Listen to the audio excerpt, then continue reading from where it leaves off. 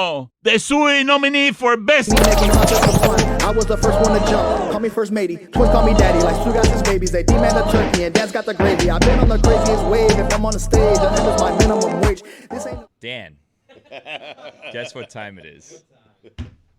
I don't know what time it is. Game time. Who?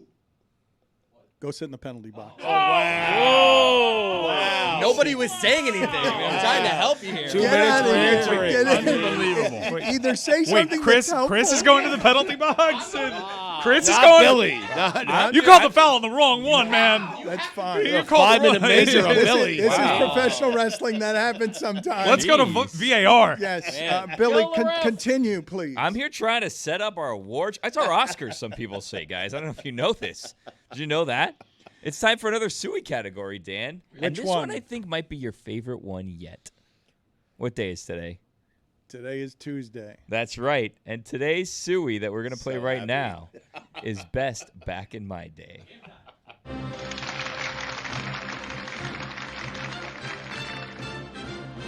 And now, the most popular award of the ceremony, the Suey nominees for Best Back in My Day. Allergies. As someone who's been coughing nonstop for 5 years, I see so many doctors I earned a medical degree by osmosis. Allergies.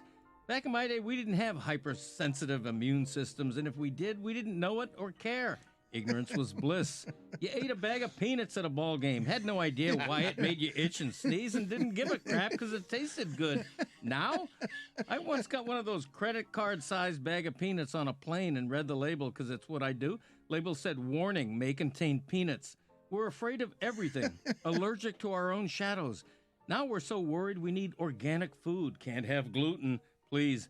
Deli Doogie used to say you have to eat a peck of dirt before you die, forerunner to the 5-second rule. A peck is about 256 ounces or 2 gallons. Imagine eating the contents of 2 empty gallons of milk filled with various kinds of dirt. I once drank 2 gallons of gluten straight.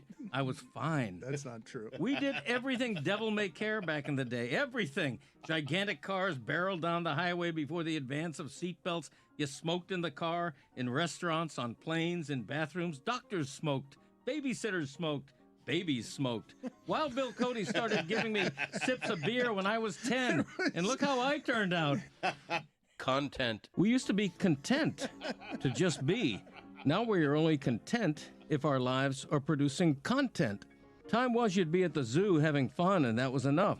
Maybe you had a camera around your neck, but you wouldn't see the film for weeks till you had the role developed at Eckerd's.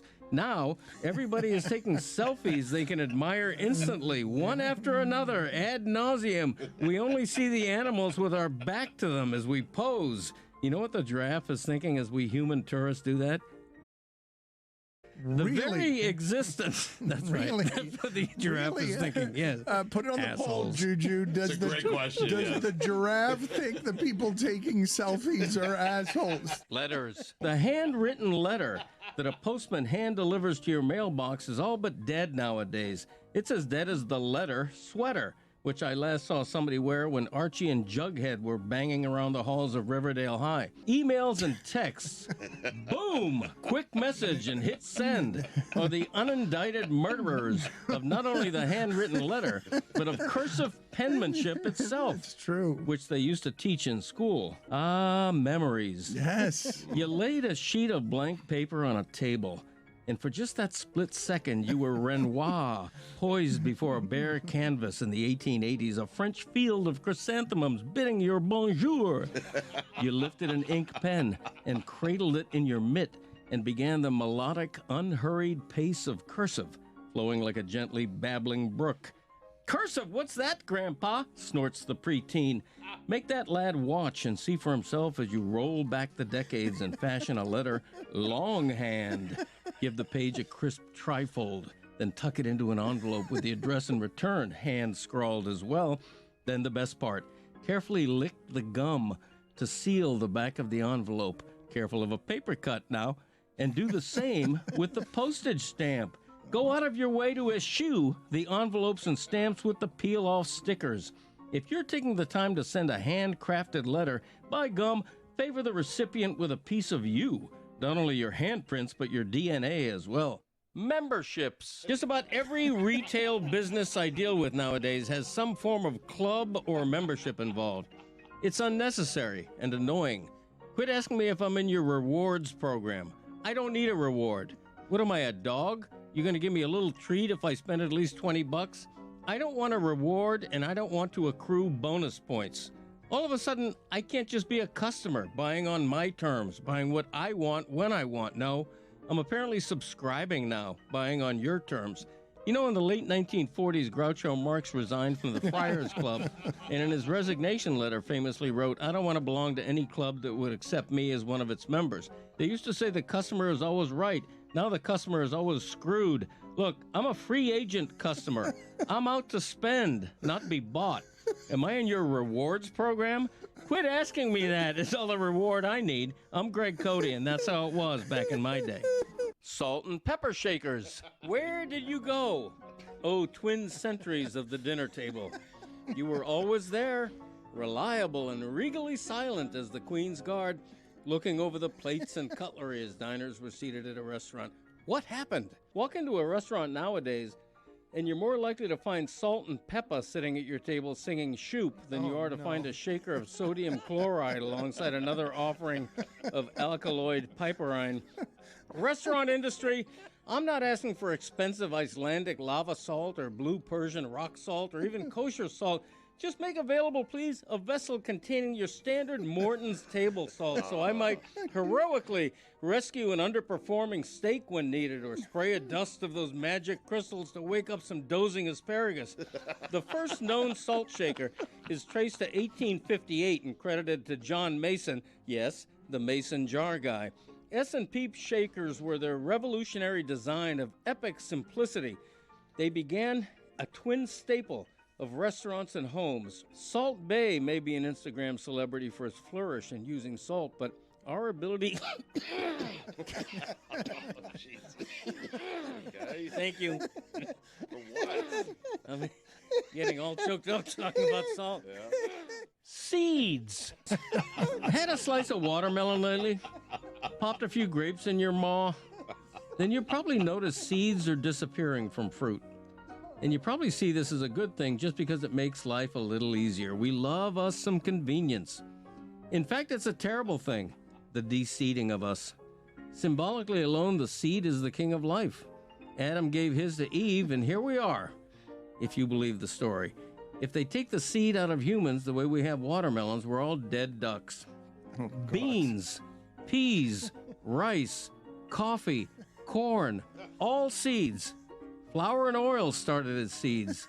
All hail seeds. So what the hell is happening? In exchange for convenience, we are not valuing the seed's impact on health, biodiversity, and our food system. Insist to your local grocer that you'll take your watermelon seeded, please, and the grapes too. I'm Greg Cote, and that's how it was back in my day. Wallets. You want a good laugh on Christmas morning or wherever presents are unwrapped?